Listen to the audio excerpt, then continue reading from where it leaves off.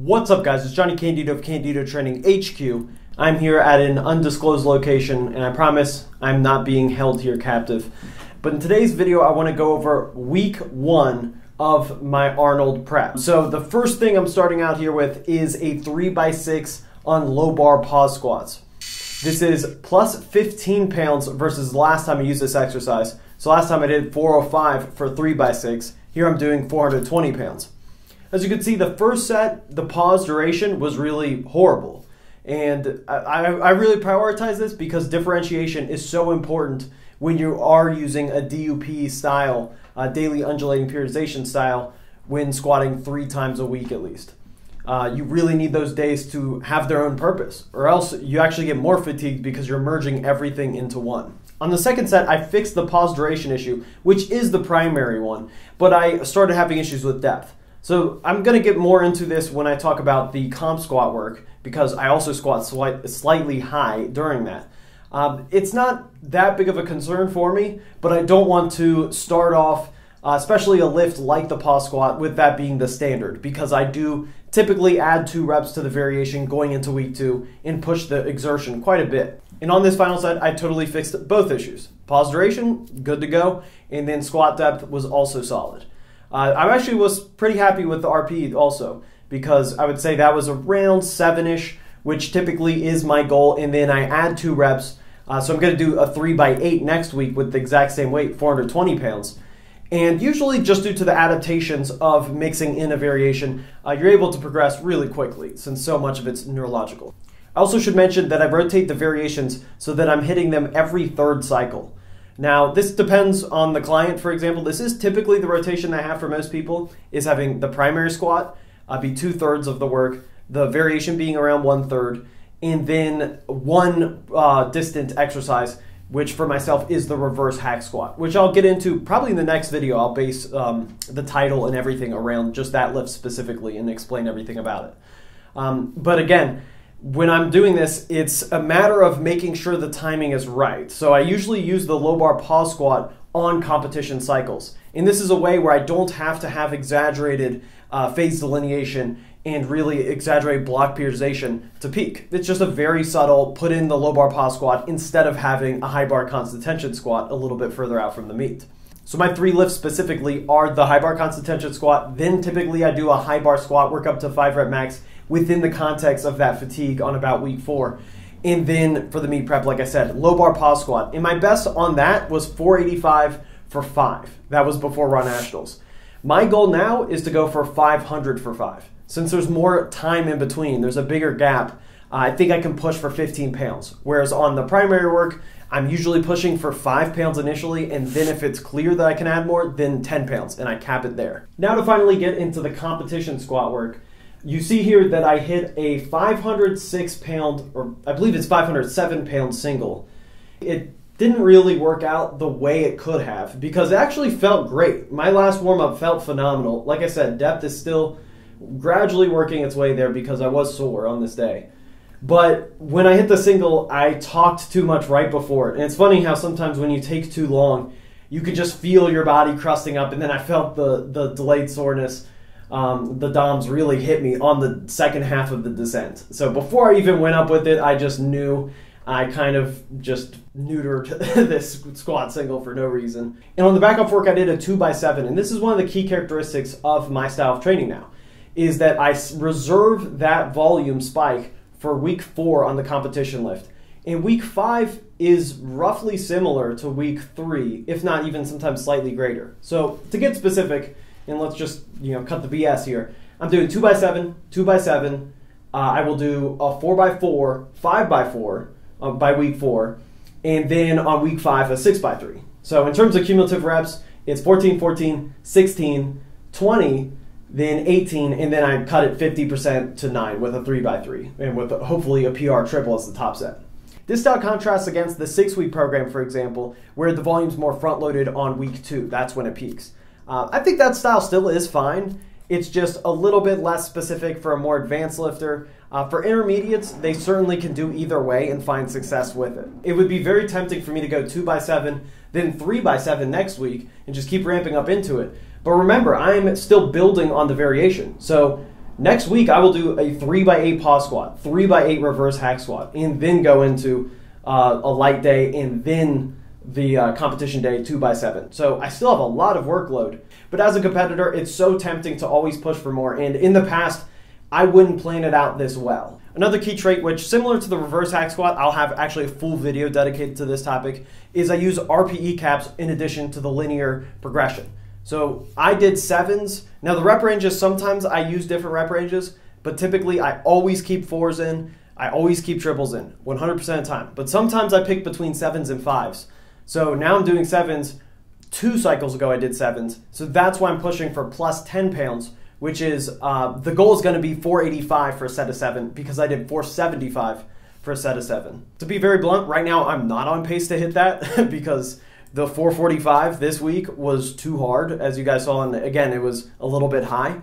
But it's one of those things where I know due to the flu, due to my work capacity still catching up, that I think I'll be fine. Since I am explaining my training style, I want to be very clear that I'm benching 5 days a week, and for the deadlift, I'm doing the Candido Advanced Deadlift Program.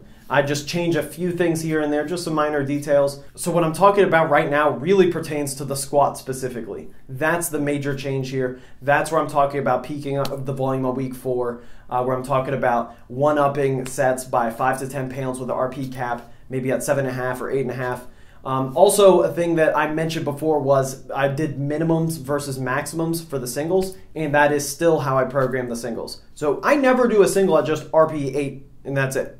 I do either pick between 507 and 520. I keep that dynamic, and then last cycle I was picking between 500 and 515.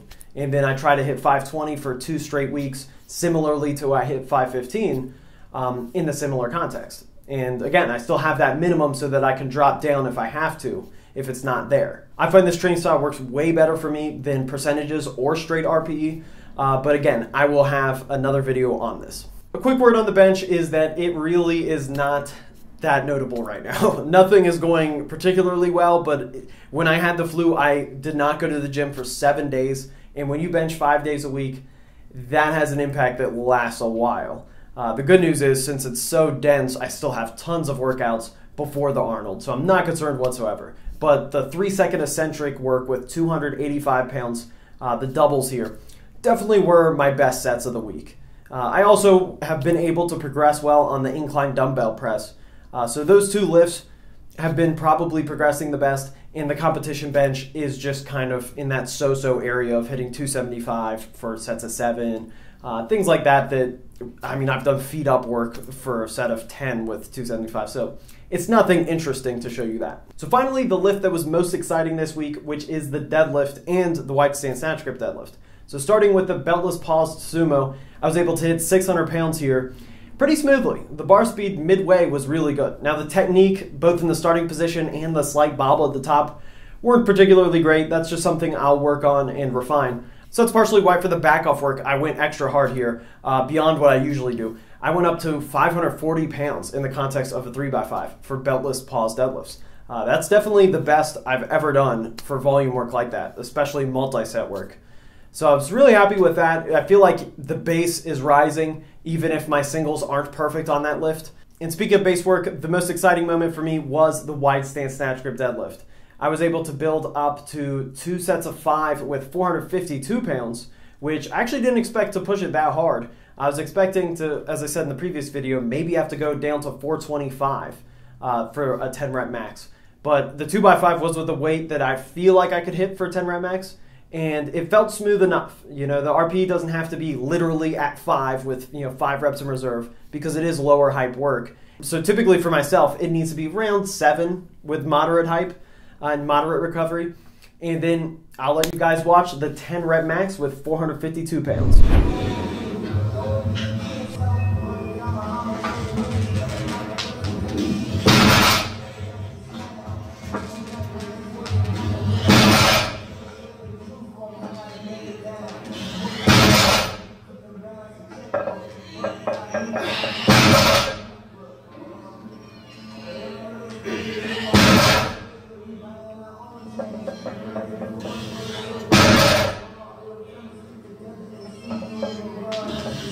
Come on.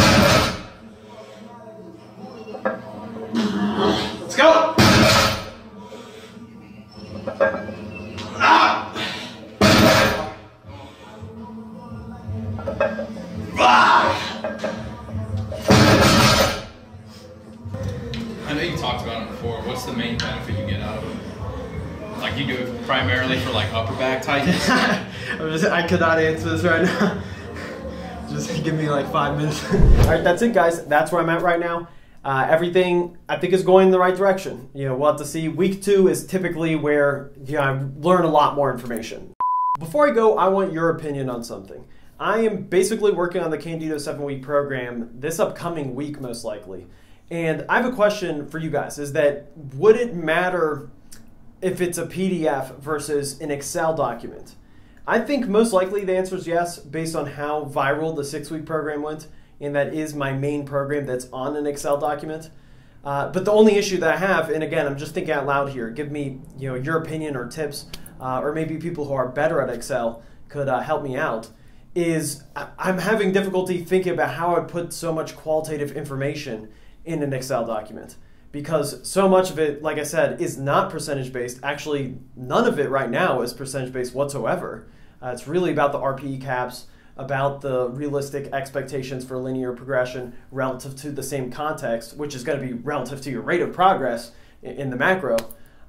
So again, that would be very easy for me to write in a PDF, very tough for me to think about how I'd put that in an Excel document, but I still think Excel documents seem to win in the end of the day as far as going viral and maybe getting on Reddit Powerlift. Also, I will make the program free, so perhaps that could help with what happened last time where I made a relatively poor Excel document of the 6-week program in terms of formatting, and someone actually helped me out. A subscriber sent me an updated version that looked way more aesthetic and was way more usable, most importantly.